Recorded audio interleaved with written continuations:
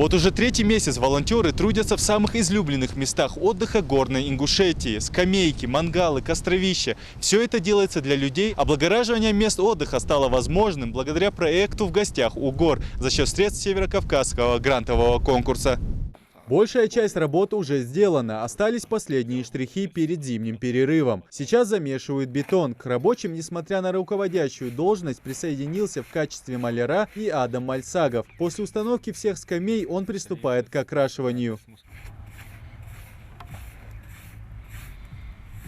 Работы ведутся на территории заповедника Ирзи вблизи башенных комплексов Таргим и Хамхи. Делается все качественно, на долгие годы. К примеру, мангалы сделаны на заказ из стали, а скамейки вырезаны из массивов разных деревьев толщиной не менее 20 сантиметров. Все необходимое для отдыха шлифуют, окрашивают и вкапывают в землю, закрепляя бетоном, чтобы ни осадки, ни ветер не испортили все. Уже начата работа.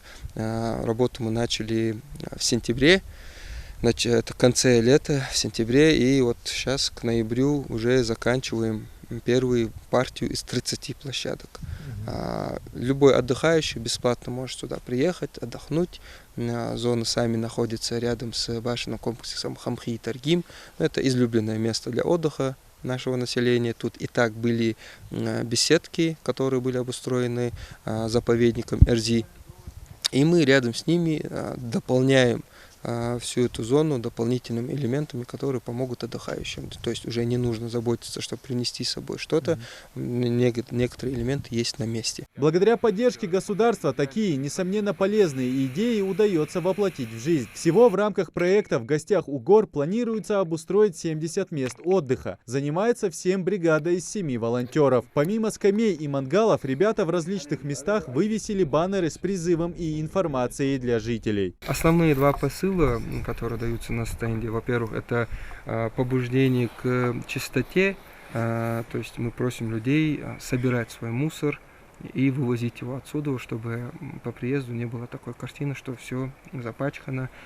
Благо у нас есть очень много, большая часть населения, которая благоразумная, которая понимает, что за собой можно убрать, тем более если рядом в 100 метрах находится большая урна, это не так сложно выбросить с собой мусор.